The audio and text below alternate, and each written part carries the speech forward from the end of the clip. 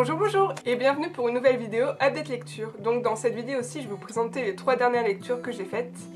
Et là elles remontent à un petit peu de temps. Je vais essayer de me rappeler tout ça et bien vous le retranscrire. Le premier livre que je vais vous présenter, il s'agit de Miss Duplin, écrit par Julie Murphy et qui est publié chez Michel Lafon dans leur collection Poche.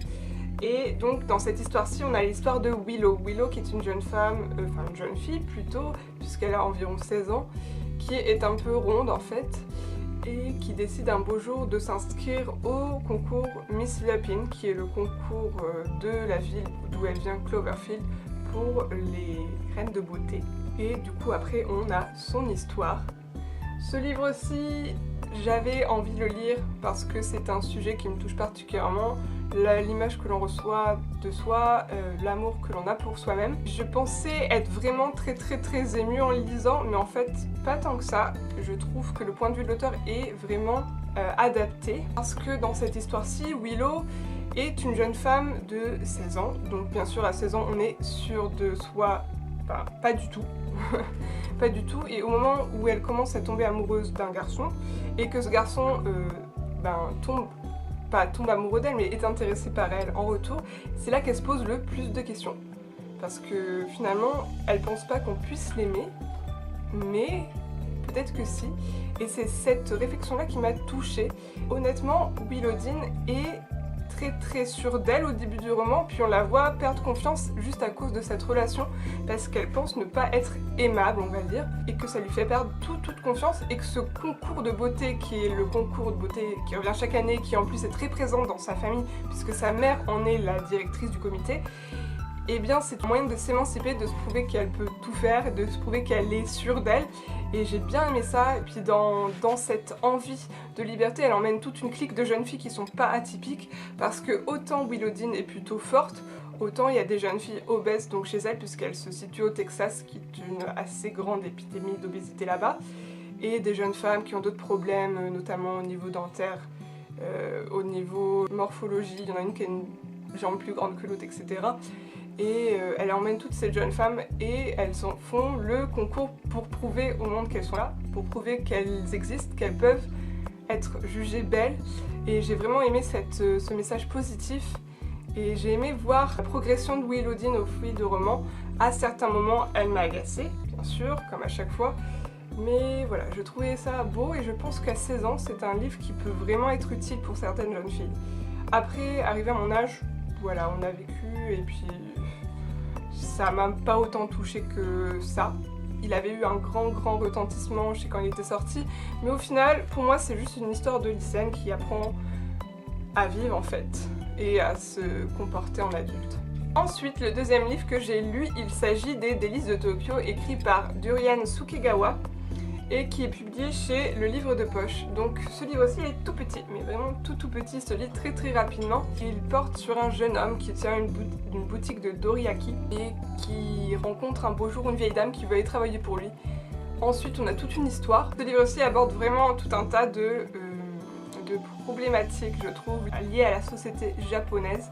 Il existe un film, Les Délices de Tokyo, je l'avais vu il y a plusieurs années maintenant, et j'avais été juste soufflée par ce film, je l'avais adoré, j'avais été fan des acteurs, j'avais été fan de l'histoire, et j'ai retrouvé tout ça dans le petit livre. Franchement, le film est hyper bien adapté, il y a autant de poésie dans le film que dans le livre.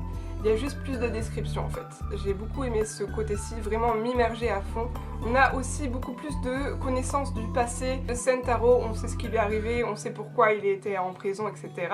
C'est juste une histoire tellement belle, tellement poétique. J'ai pas envie de vous gâcher en vous parlant des problématiques desquelles ça parle, mais ça parle de l'isolement, ça parle de retour à la normalité suite à un séjour en prison, enfin, ça parle vraiment de beaucoup de thèmes très dur et très fort, mais tout en étant tellement poétique, tellement beau, qu'au final, c'est pas triste. Encore une fois, ça m'a soufflé, c'est vraiment hyper rapide à lire, c'est pas du tout difficile d'un point de vue lecture, donc ceux qui ont peur des fois de se laisser dans des gros romans, franchement foncez, il est très rapide à lire, il est très facile à lire, et puis l'histoire est juste magnifique. Ensuite, la dernière lecture de cette update lecture, il s'agit des Stagiaires de Samantha Bailey et qui est publié chez Le Livre de Poche. Je ne sais pas si vous vous souvenez de la dernière expérience que j'ai eue avec Samantha Bailey, mais ça s'était pas très bien terminé. J'avais lu Ce qui nous lie et j'avais, comment dire, pas détesté mais vraiment pas accroché à l'histoire. Et je sais que les stagiaires, les gens accrochent. Et comment vous dire que ça a vraiment marché sur moi. Je parlais l'autre jour, Le Souffle de Midas, écrit par Lily Bookin, de un livre auquel on peut vraiment s'identifier, et puis là c'est pareil.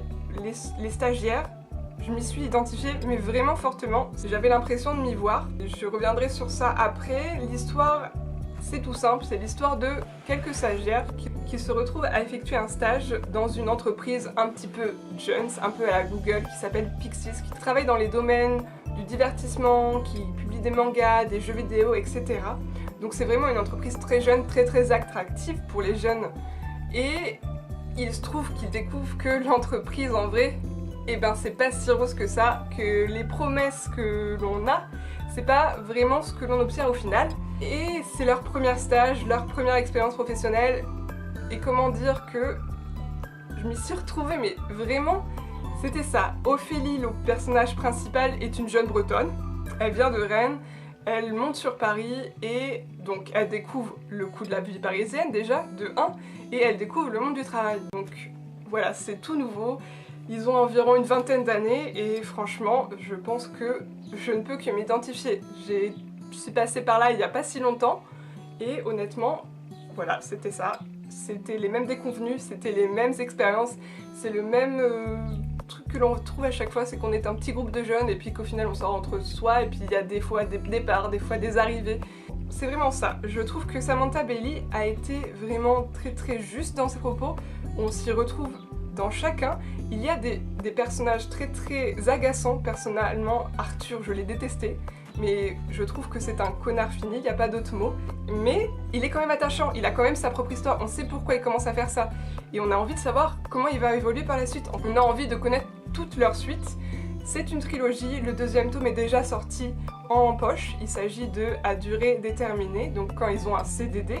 Et ensuite on a Indéterminé qui sera quand ils auront un CDI. Et je pense que je vais les lire dans peu de temps, parce que honnêtement, stagiaire je l'étais, CDD... j'ai pas vraiment eu, mais j'étais en presta, donc on n'est pas loin. Et là, je suis en CDI, c'est assez nouveau. Donc voilà, personnellement, c'est des choses qu'il faut que je lise assez rapidement, je pense, pour vraiment être encore dans l'identification, me revoir par tout ce que je suis passée, par tous les questionnements de l'entreprise. Et je trouve que le petit aspect corrosif qu'a Samantha Bailey via ses textes, et pour ce qui concerne l'entreprise, elle décrit bien les petits travers que l'on peut retrouver en entreprise, les petites... choses assez hard que l'on a quand on commence. À la fin on s'y fait, on sait ce qu'est le monde du travail, mais quand on commence, des fois on peut tomber un petit peu des nues. Et j'ai trouvé ça très juste, mais très bien calibré, c'est-à-dire qu'elle ne défonce pas les entreprises, non, mais elle dit bien les petits problèmes qu'il peut y avoir, et ça c'est tellement juste. Et puis dans les prochains tomes, on aura aussi tout ce qui est rachat d'entreprise, donc tout ce qui peut être mutation, enfin voilà, je pense que ces livres-ci s'inscrivent vraiment dans une thématique actuelle et les personnages ils sont très actuels. On peut les retrouver à tous les coins de rue et moi ils me rappellent certaines personnes que j'ai connues. Et voilà, c'était vraiment une très bonne lecture, j'ai vraiment adoré. Donc voici pour mon update lecture. Si jamais vous avez des suggestions de lecture, n'hésitez pas en commentaire. Personnellement, j'ai aimé toutes mes lectures, donc je suis très contente. N'hésitez pas à me dire ce que vous en avez pensé si vous les avez lus en commentaire. Et moi je vous dis à bientôt pour une prochaine vidéo et bisous